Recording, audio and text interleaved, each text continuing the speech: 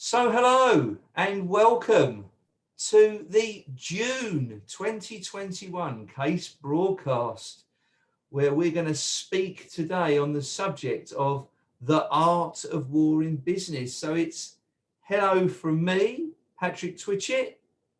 And it's a very, very big hello from him, Melvyn Manning.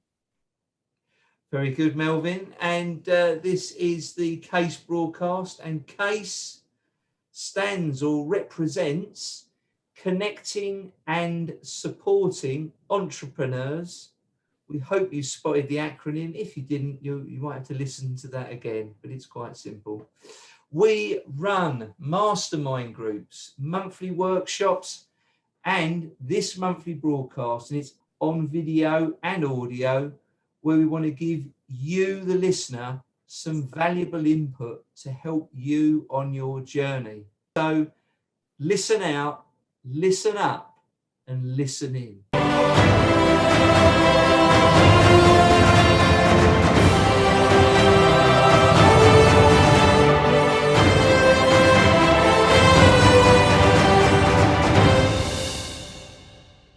Melvyn, I know you need no introduction, but I would like you, as you're talking today, to give our listeners a little bit of an intro from you, between 20 to 30 seconds. And knowing you, Melvyn, I will put the stopwatch on. So please. An intro into our subject, or into me personally? Into you personally, because there's something else I want to talk about after you've introduced yourself. So do introduce yourself. Oh my God. Okay. Well, hello, everybody, and all one of you who are out there in podcast land. Melvyn Manning. My business is M&M Consultancy, and I have spent the last 42 years plying my wares, is the only way I can put it, in the advertising and marketing world in London, where from running advertising studios to running agencies to running a general business consultancy, I've been involved in the business world.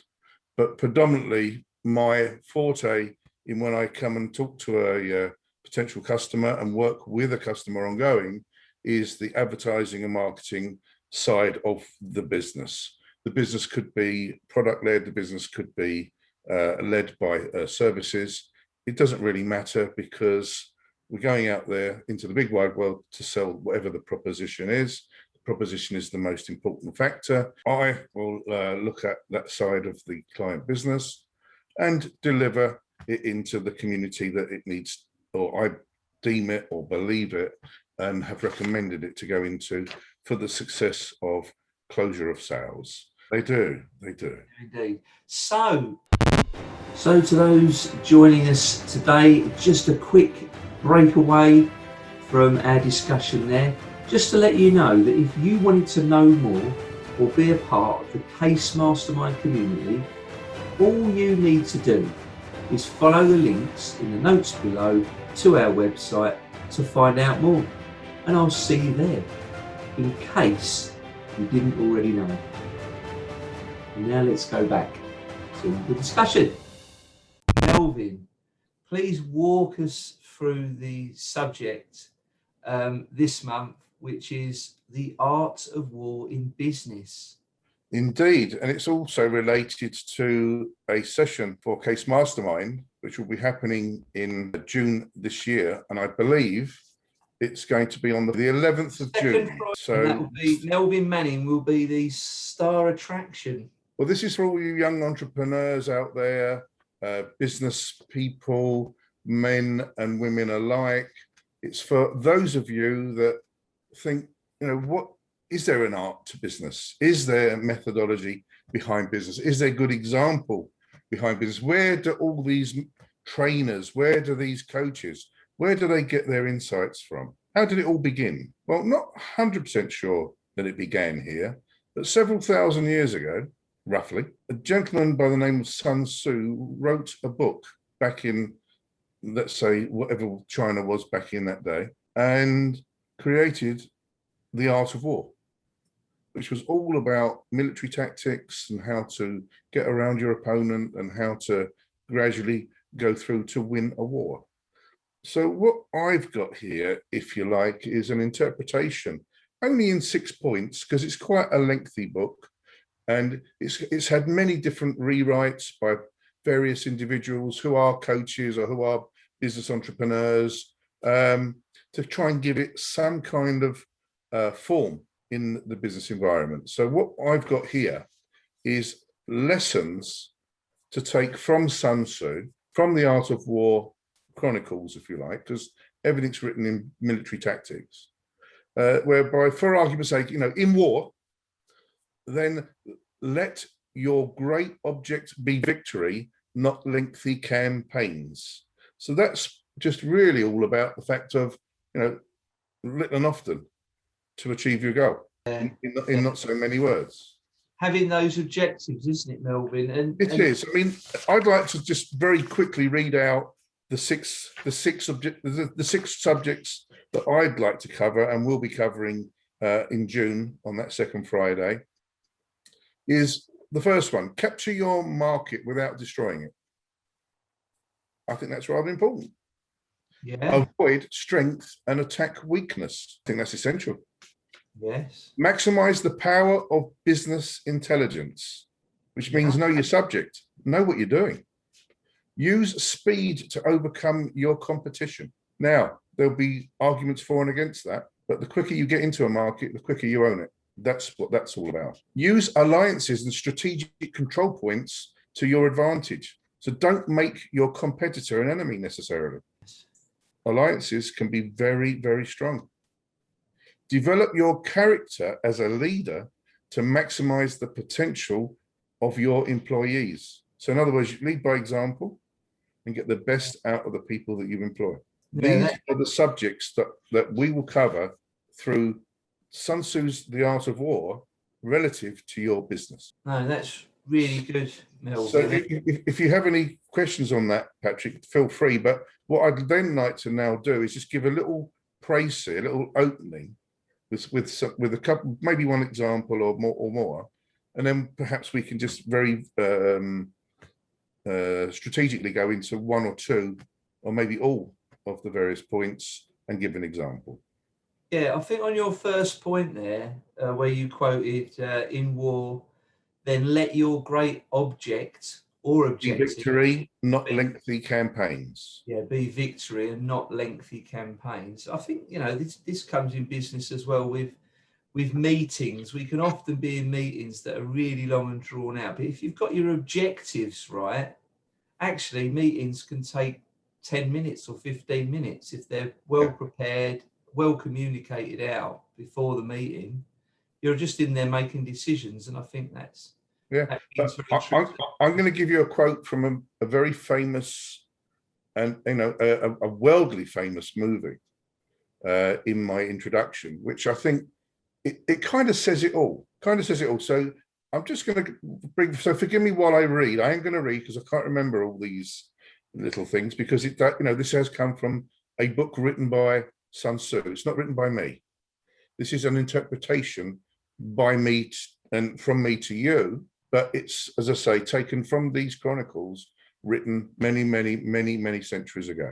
So are you happy for me to do this now, Patrick? Yeah. So is this your first point, or is this before your? It's a little opening gambit.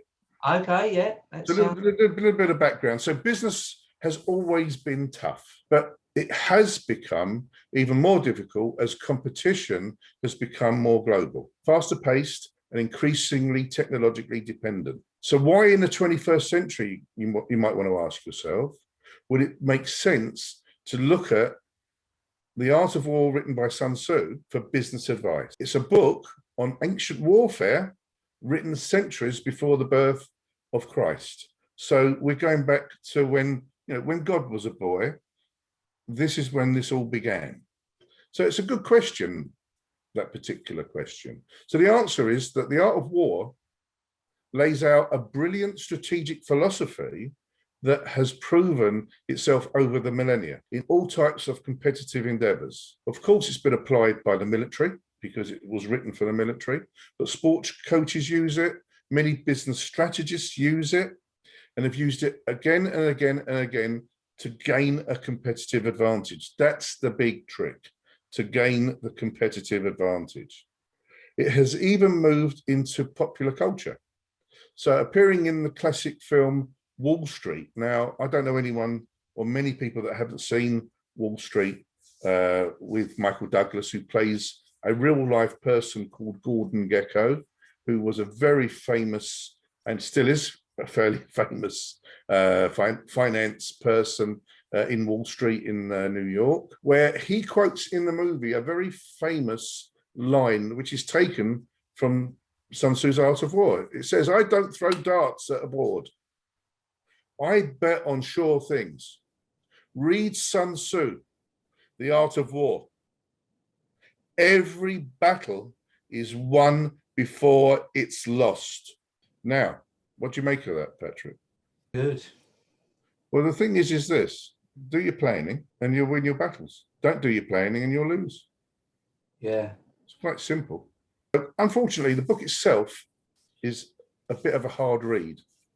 And it is an extremely hard read. I've actually got a copy here, and it's mind-boggling, and you have to try and interpret it the best way that you can in words that maybe suit your own personality. And I think that's what many people have done over the decades. So, so given it's really a series of quotations about ancient Chinese warfare. So Sun Tzu's concepts are easier to understand and more applicable to modern business and business people. So all I have done is I've kind of dissected it a little bit, and I've taken half a dozen examples, which obviously I called out earlier in headings, which will apply to everybody's business way of life and everyone's business mechanism. Basically, your businesses don't work without having encountered any of these points. So just as an example, the first one I read out was capture your market without destroying it. So Sun Tzu says, generally in war, the best policy is to take a state intact. To ruin it is inferior to this. For to win 100 victories in 100 battles is not the acme of skill. To subdue the enemy without fighting is the acme of skill. What that kind of means in the English written word is too often businesses fight over market share and start price wars, only to find when it's all over that they've won what effectively is a Pyrrhic victory. They have captured the market. This is what this means. They have captured the market, but left it devoid of profits. So in other words, they bought it and they bought it and they bought it. And by buying it, they've reduced and reduced and reduced their profits. And all of a sudden, there's nothing for anybody. So the airline industry illustrates this, just as an example, as a price cutting, when they do a price cutting, has produced many money-losing airlines and terrible customer service. And we see this in the press literally week on week. I'm not saying it's a day-on-day thing, but it's something that is publicized quite regularly. So instead, to prosper, you must capture your market in a manner that leaves the industry healthy. This can be done in numerous ways, developing new ways to serve the market, or by using subtle, indirect, and low-key approaches that will not draw a competitor's attention or a response. So just as an example, Amazon, they did this when they started off book retailing. And over the years, they've obviously been capturing their market. And now they've obviously captured many more markets and are probably, if not the biggest company on the planet now. It also happened with Netflix. Netflix took over from a company called Blockbuster. Some of you may not have heard of Blockbuster, but that's how it all evolved a few decades ago. And they created a difference in their business model. It all went online. Blockbuster were in the high street, and the movie market moved online. And now we're all watching Netflix, we're all watching Amazon Fire Stick, and we're obviously watching many other aspects of movie or documentary or TV programs or games in all sorts of genre. So at the end of the day, that is what that point means. So do you kind of get the hang of this, Patrick, where this will always be going? Yeah, and I assume that the main core reason for obliterating the market is just to focus on price and driving the price down. Yeah, but do you also see that certain books that are now, that have been written, let's say in the last 40, 50 years, have taken some of this logic from a military phenomena, i.e. Sun Tzu, and come up with their own versions? So, you know, there is something that I did earlier in our history called Red and Blue Oceans, which is exactly this point. Yes. Which Yeah. was recreated, you know, well, 20 or 30 years ago, I believe that started. So interestingly, moving on to point 2, avoid strength and attack weakness. So Sun Tzu says an army may be likened to water. For just as flowing water avoids the heights and hastens to the lowlands, so the army avoids strength and strikes weakness. So that means many times in business, businesses will launch direct attacks on their competitors in the hope of profit. Yet direct, unsubtle, and heads down assaults on a competitor's strengths rarely works. Instead, they drain a firm's resources and rouse the other company to fight back strongly. The recommendation perhaps here is that what one must do instead is to find the competition's weaknesses and capitalize on attacking those. So for example, instead of directly taking on a big retailer in cities, so for example, Aldi and Lidl, for argument's sake, started their businesses in outer town sites, small towns, smaller sites. And in this way, the company was able to eliminate the weaker local competitors, while simultaneously they grew stronger. Then when the bigger supermarkets later launched direct price wars against them, which we see on the TV pretty much all the time now, they've been unable to win against the Aldi and Lidl strengths with their low-cost quality model. And the funny thing is they mention them in their adverts, which for me shows fear. Well, it shows fear, but it's also drawing attention, because I noticed that I think it was Sainsbury's that said an advert the other day that mentioned something about Aldi prices, and I thought you're just drawing people's attention to your competitor Aldi, and they go, "Oh, Aldi, oh, who's that? Oh, right, okay," and there is that element to it. I mean, and this is, I think, it's an interesting topic, because I mean, there's been some famous wars, and I would say the 2 most famous wars I can think of commercially in business are Coca-Cola versus Pepsi, and also McDonald's versus Burger King. And their adverts were really blatantly, I mean, sometimes they were so blatantly direct, I would have thought it was illegal or some sort of rule against it. But I mean, what are your thoughts on that? Well, it's funny you mention that, because point number 3, maximize the power of business intelligence. So I'm going to answer your question in this statement. Okay. So that says, know the enemy and know yourself. In 100 battles, you will never be in peril. That's what Sun Tzu says. Business intelligence is crucial to learning the competitor's strengths and weaknesses and understanding one's own capabilities. One case in point housed from the burger wars between McDonald's and Burger King. This, how ironic. The latter had decided to attack McDonald's and its renowned French fries by making it its own better and touting them to the buyers. So they were saying their fries were better at Burger King. Okay, so great minds think alike, Patrick. Indeed, indeed. All right, so apprised of this, McDonald's CEO, back in the day when this happened, sent an urgent letter to all the restaurants telling them that Burger King will launch a full frontal assault on one of our greatest assets, our fries. In the letter, he then laid out detailed instructions on how to ensure only high quality fries would get served. Through smart intelligence about its competitors' plans, McDonald's won that round of the war, of the fight, of the war. So there you go, Patrick. Yeah. An example. An example. And in my next one, number 4, I will be talking about Coca-Cola. Use speed to overcome your competition. Now, a frowned upon word to some degree, but have a listen to this. Speed is the essence of war.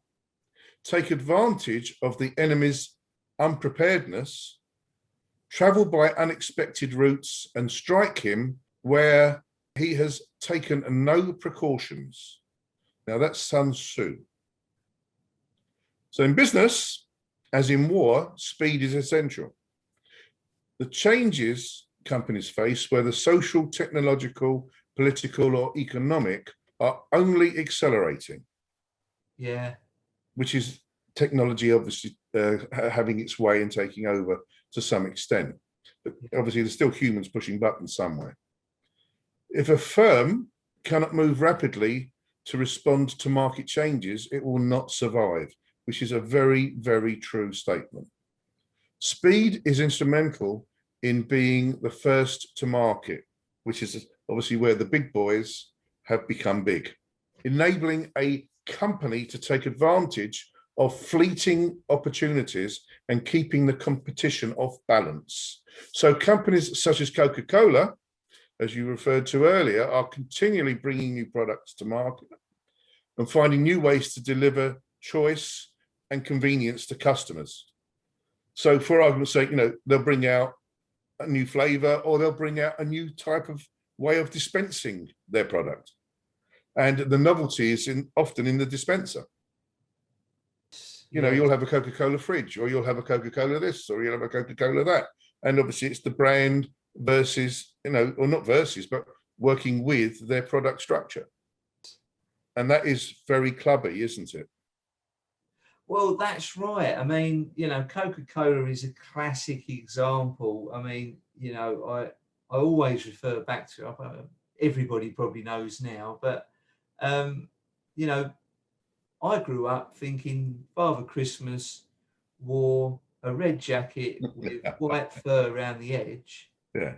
And then, it was a lot later in life when I actually realised that the original Santa Claus wore a green outfit, but Coca-Cola decided to use a red outfit with like a tunic, with the white fluffy lining, because it was their brand. And I think it was at that time because they have the Coca-Cola lorry at Christmas goes around and gives away free Coke as well, isn't it? Yeah. Well, I haven't seen it for some time, but they used to, yes. Yeah, no, I think they still do it. Do they? I don't know about with lockdown, but yeah, a couple of years ago, I think it came to Southend or something. Everyone was talking about it, the Coca-Cola is coming or something. And, it's really clever marketing. If Pepsi would have got there first, then Santa Claus would have been blue and red or whatever it would have been. Yeah.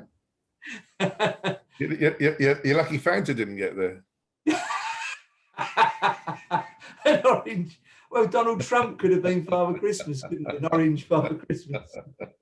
But that's the power of our advertising and marketing. That is the power of it.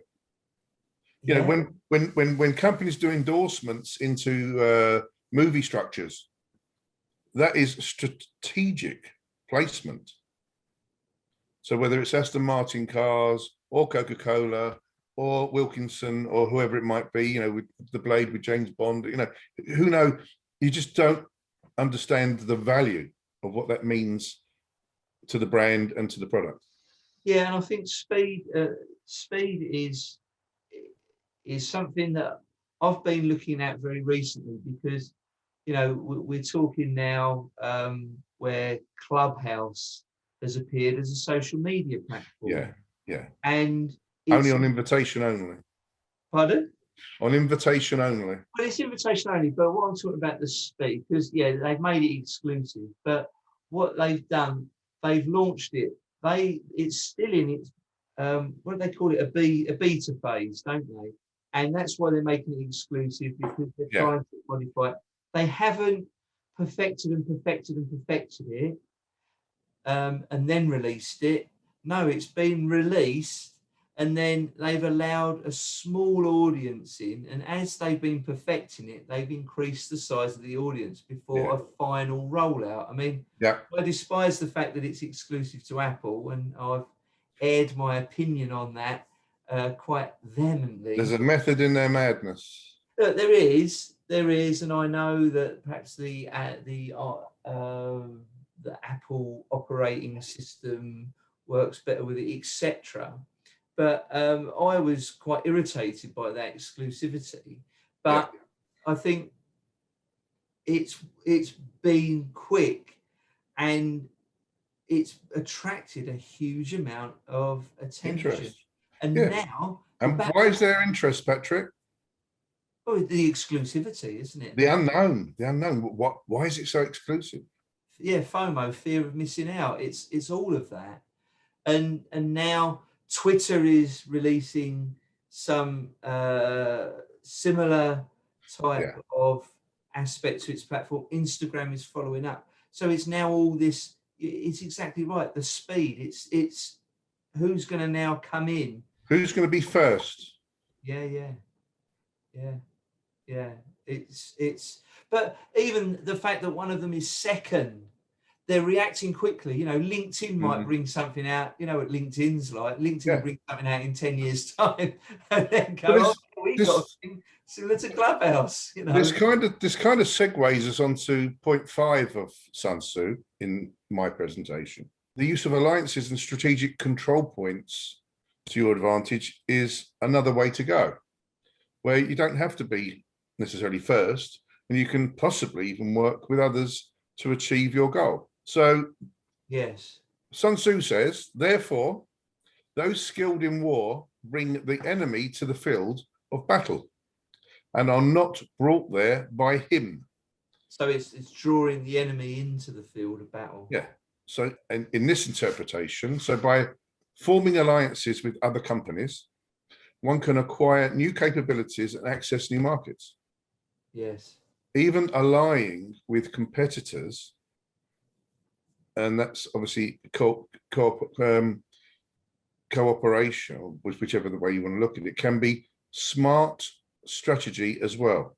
Yes. Now, in this instance, I can call on the formation of the Premier League as an English example. That came out of clubs wanting better, wanting more, wanting to, let's say, improve their station, create greater income. That's how the Premiership evolved from a financial point of view, but obviously from a quality point of view, certain clubs felt that they weren't getting the benefit of the best, and they wanted to be more elitist and more of an elite platform. So the Premier League was formed, and working with the Football League, which is, the leagues thereafter working down, formulated a way of working. And, the tables obviously proved themselves where people are going up and down all the time. But what then happened was an alliance with companies like Sky and various other promoters and sponsors, where an income stream was created for the teams, for the pleasure of showing their matches on a regular basis live on TV, where all of a sudden, beyond £100 million per club was created in order to support this cause. Yeah. Lots of merchandising thereafter, where the bottom line of that is, this created arguably the strongest football business in the world, delivering some of the highest revenues from TV rights and merchandising, and creating some of the most powerful clubs on the planet, because they weren't that before all this.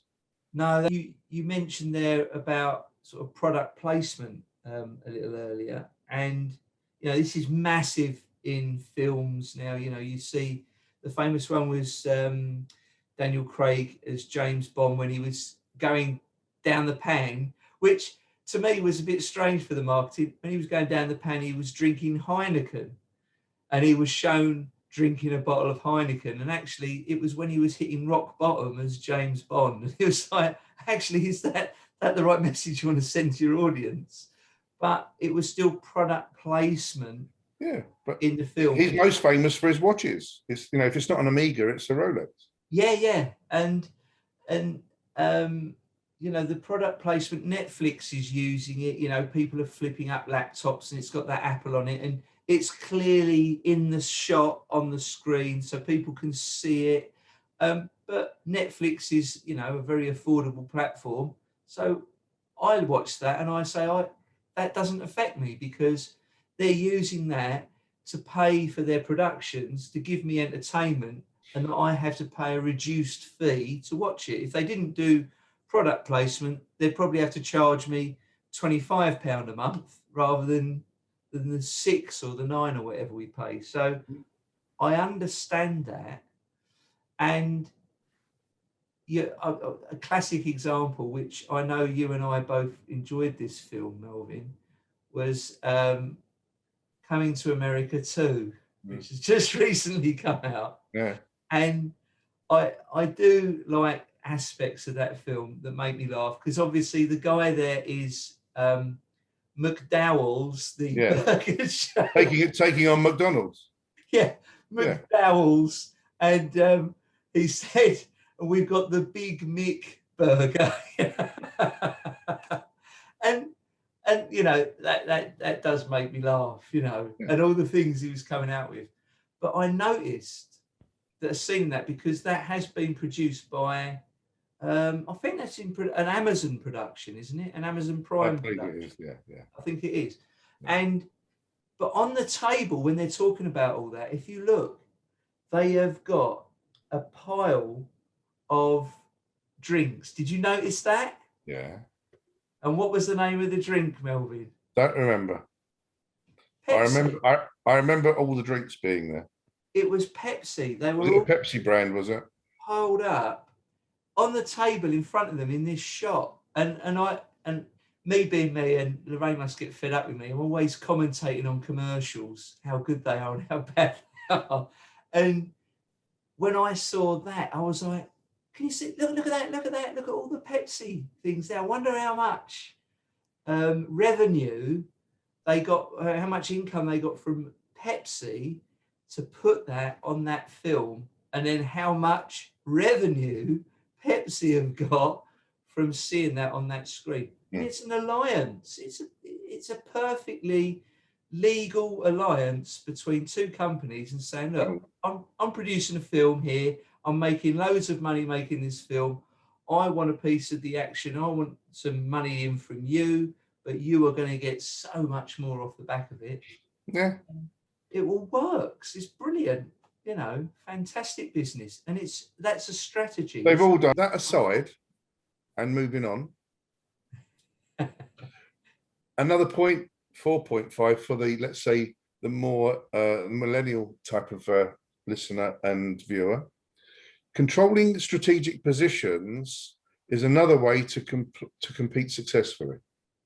Owning critical patents, seats on standards boards, a powerful brand, or the direct relationship with the customer all can lead to gaining the lion's share of the industry profits. One need only look at Google in web search or Apple in the smartphone and tablet markets to see how holding a strategic stronghold can pay off. Now, that's very clear words and a clear understanding of how alliances and strategic control points can be used to an advantage. And before that, you would have had Microsoft. But obviously that was some time ago, but Microsoft are an industry standard now. Yeah, Google, the principle of Google, that you have a web browser that's completely free, you have an email address that's completely free, a calendar that's completely free, a map a Google Keep, what you can do notes on, Google Drive to store your data on. They're all free, but then they reach certain capacity where you may wish to monetize them. What an absolutely brilliant strategic plan that, here you go, you can have this, it's nothing. And a lot of marketing now is going that way, isn't it, Melvyn? Everyone now I see out on social media that are doing really successfully are saying, yes, I've got seminars and I've got these things, but actually, before we do all of that, I've got a free download for you. All you need to give me is your email address, nothing else. I will send you my free information, my free package, and then they'll then lead in and bleed in with all these other things and let you monetize at your choice. I think it's an absolutely brilliant marketing strategy. So strategic. Yeah. So my last point for this exercise is develop your character as a leader to maximize the potential of your employees. And this is number 6, isn't it, Melvyn? This is the last one of my points, number 6. So Sun Tzu says, when one treats people with benevolence, justice, and righteousness, and reposes confidence in them, the army will be united in mind, and all will be happy to serve their leaders, which basically is about being about leading from the front, but being respected, all of that stuff. Yeah, being fair. It's not that, I mean, look, let me read this out to you. For a leader to successfully execute Sun Tzu's strategic philosophy requires not just intelligence, character is critical as well.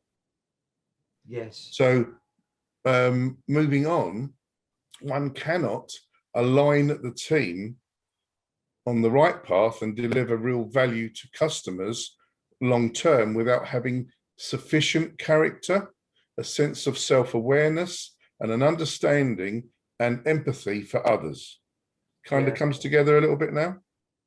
Well, definitely, it's that character that you can build trust in, someone who's trustworthy and keeps their word. And as I always say, respect is earned and not commanded. Yeah, so for want of a simple expression, it's emotional intelligence.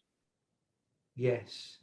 So we know from studying great leaders in history, the people we work with every day, and the science of leadership. So I'm now going to give you, if you like, my own opinion, that if a business owner, a director, an entrepreneur follows these 6 principles that we've just run through, there are stronger chances of being successful. Definitely. Any thoughts on that? People need a leader. They need a leader they can trust and look up to, don't they? For me, in summary, and something for everyone to remember, winning the business battles of the future can be helped by using the wisdom of the past. Sun Tzu, The Art of War, but interpreted for business. It is definitely. So very well summed up there, I think, Melvyn. So if you have, do you have any further points to add, or are we moving on now from our subject? This to me, I think, says it all. I do hope that anyone participating in the meeting in June will gain benefit from elaborating on this. I do feel that there is structure behind it, and I think it will help anybody, whether it be a service or whether they have a product, take their dreams to where they wish to go. Yes. So I will look forward to running through this again in June, but discussing it in detail with those present. Absolutely. And anyone wishing to join us in June can join the case workshop. They can just go to our website, which is casemastermind.co.uk. Can book on to our workshops through there, and that will be Friday the 11th of June. So we'd look forward to seeing as many of you there as can make it. So that would be fantastic. Yeah, and bring your friends and family, because these points are there for debating. Indeed, indeed, and debate we do. And in our workshops, we have breakout sessions where we all brainstorm particular ideas. And I think, you know, in those, I don't know how you find it, Melvyn, but I know when I'm in a brainstorming group like that, the level of thoughts that are being exchanged around the room just raise my level of thinking so much higher, and I come out with things that I didn't even know I had there on the inside. So I mean, my involvement is to permanently be a sponge. You can never stop learning. There's always something going to come out the woodwork where you think, do you know what? It was there for me to see and I never caught it, but I've got it now.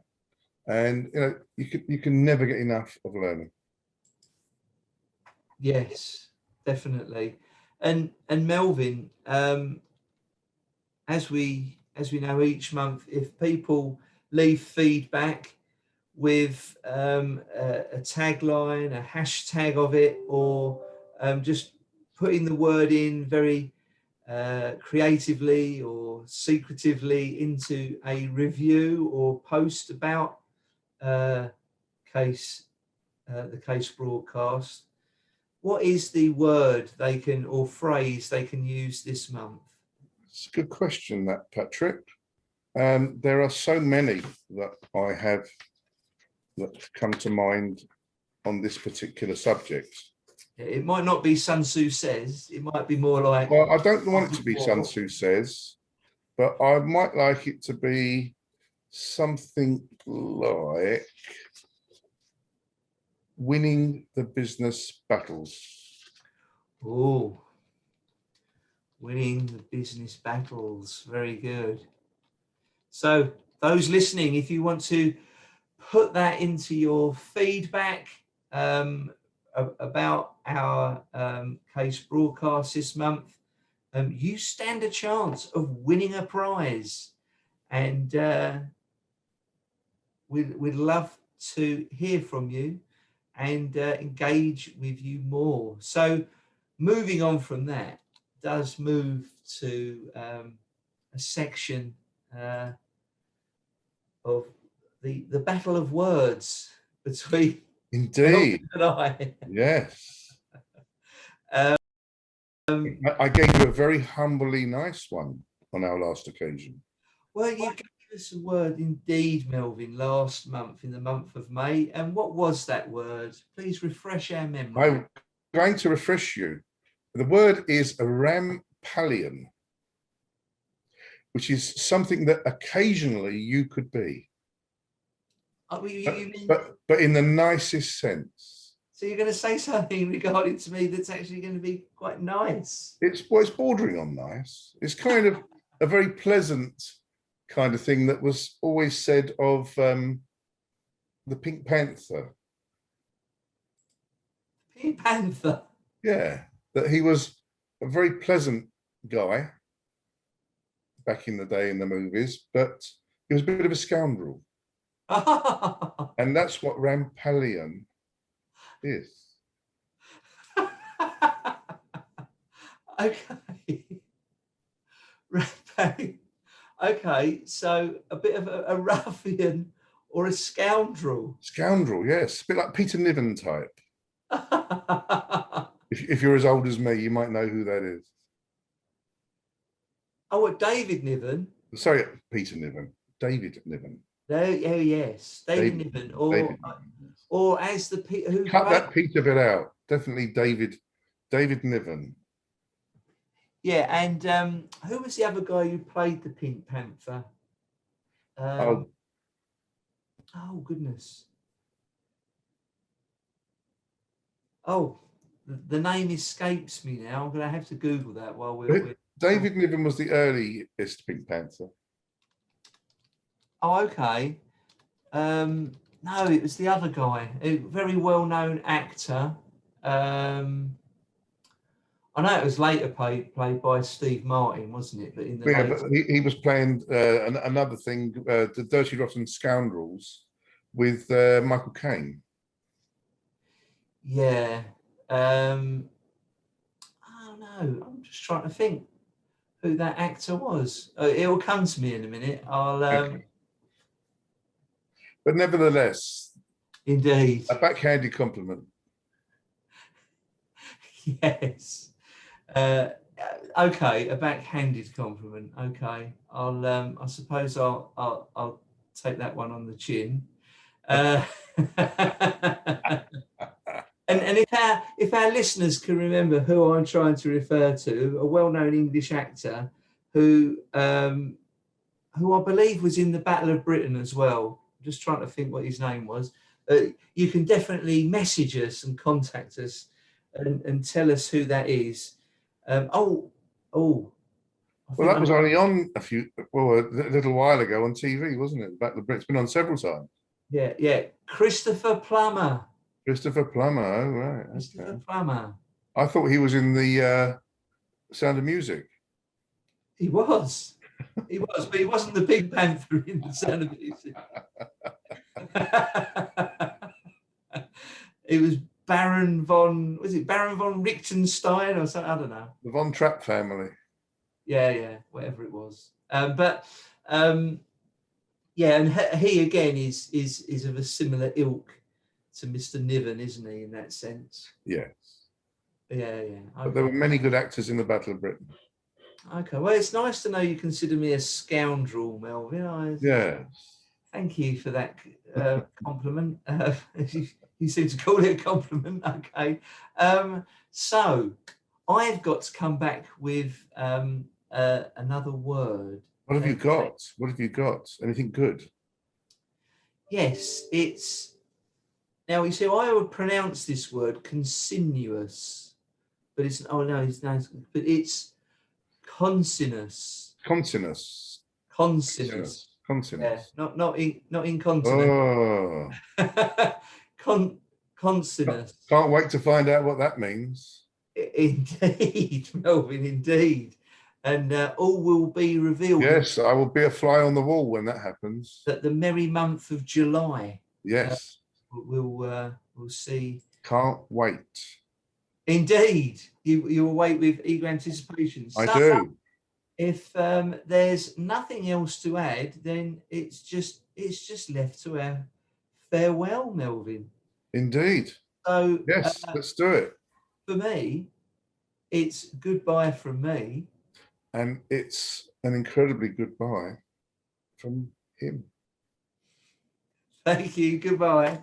So, folks, thank you for joining us on our broadcast. This has been brought to you by Case Mastermind, a brainstorming mastermind group that you, the listener, can be a part of.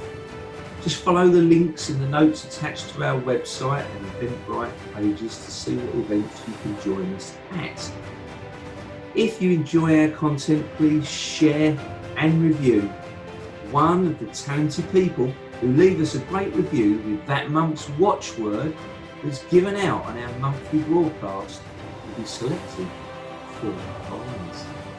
If you would like to hear more, please hit the subscribe button so you can hear more from the Case Mastermind team. So remember, folks, listen out, listen up, and listen in. See you soon.